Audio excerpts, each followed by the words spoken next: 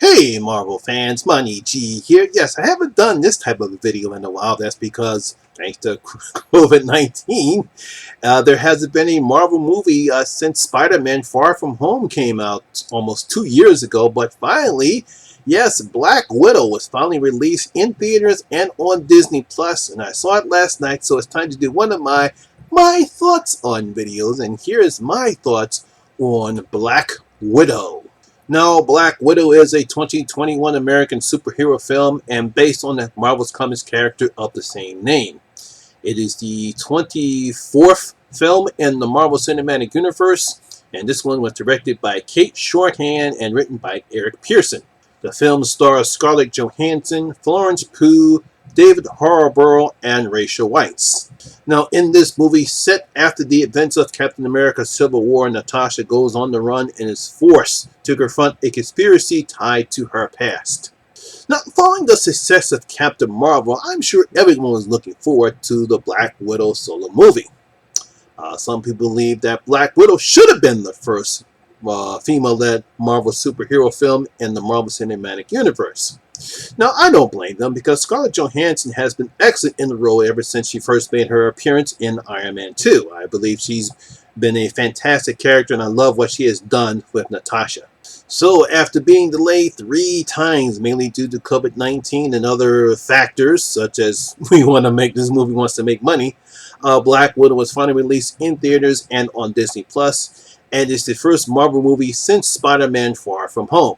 So, is this worth the wait? Does Black Widow live up to the hype and once again proves that we can have female-led superheroes? And of course, can it make up for Wonder Woman 1994? And I believe it does.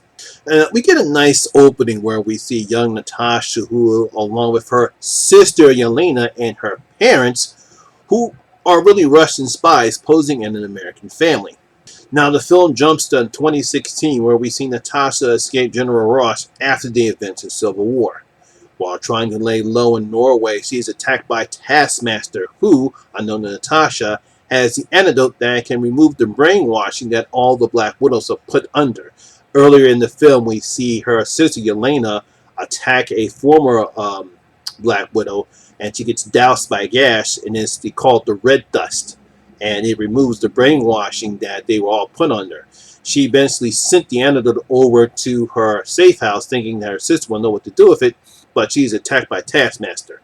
Now, after reuniting with Yelena in Budapest and learning that the man who created to control the widows is still alive, the two former widows decide to find the Red Room and free the rest of the widows from his control. That's basically the plot of the movie. Nothing fantastic, nothing earth-shattering. Simple spy plot. Now, I really have to give credit to Australian director Kate Shorthan, and she does a decent job with this film. I love the pacing, the action scenes are choreographed very well, and when she slows down, we get a nice family setting between Natasha, Alina, Alexia, and Melina. Those are the families that we get right around the second act of the film.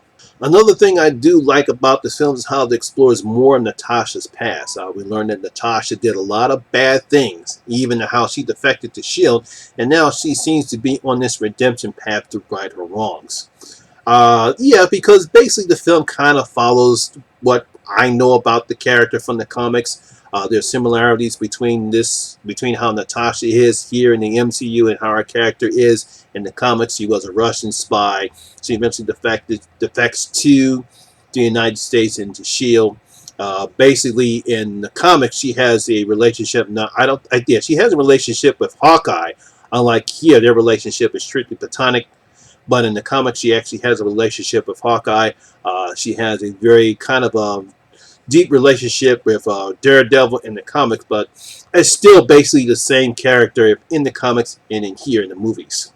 Now, I simply love the chemistry between Scarlett and Florence. They really do make you believe that they're sisters and that they really do care for each other. They have a great chemistry. It's their back and forth that what drives the film. How both of them didn't have a choice to become the weapons that they are now. There's some comical moments that we see in the film that Florence does. That superhero landing post that everyone kind of jokes about. We saw that in Deadpool, how he talks about how people land with that simple pose.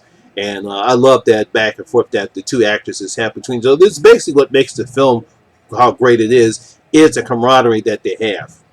One of the few complaints I do have with the movie is the villain, particularly Taskmaster. Now, I don't have a problem because I'm pretty sure people who read the comics know who Taskmaster is. He has the ability, he has this photographic um, memory in his muscles. All he has to do is watch a person fight and he can mimic their abilities. And they play on that here. Now, of course, those who know the comics, there's a gender swap in here. But and while they do keep some aspect of the villain from the comics, they don't take advantage of us here. I expected something a little bit more from Taskmaster because if you do this right, he could be a great villain. And that's one of the problems I have with this film. And he's just there. I mean, even when his when the identity of Taskmaster is revealed, it was kind of lackluster for me. And we don't get that great fight scene that I was looking for, like we did with Captain America and Bucky and the Winter Soldier. And we had an awesome fight between those characters, but we don't get that here. And it was kind of a bit of a letdown. I mean, we do get to see some fight scenes, but we don't get to see that much of them, and we don't even get to see the villain until the third act of the film. And in that particular part, it's like, wow, I want more. This is a great villain. Take advantage of it, but they don't do it. Now, as for the main villain, General Drusky, I think that's how you pronounce his name, his plot is similar to what we saw in The Winter Soldier. Nothing, and we haven't seen any other spy films, It's just like, hey, I'm going to do all this, and we're going to stay in the shadows, but we control this, we control that, and I rule the world, and all I got to do is just let my widows go about, and we weep damage, and weep so all these scenes. And so we saw that in The Winter Soldier. You couldn't come up with anything like that. That's the problem that I have with this film, is the uninspired villains. Now, while this might not be the send-off film most people were looking for, as this probably will be Scarlett's final performance as Natasha, I believe it's still a decent film for the character, and I'm sure Florence Poe is more than capable of filling her shoes. As I believe, we'll be seeing more of Yelena in the MCU, especially after that post-scene credit.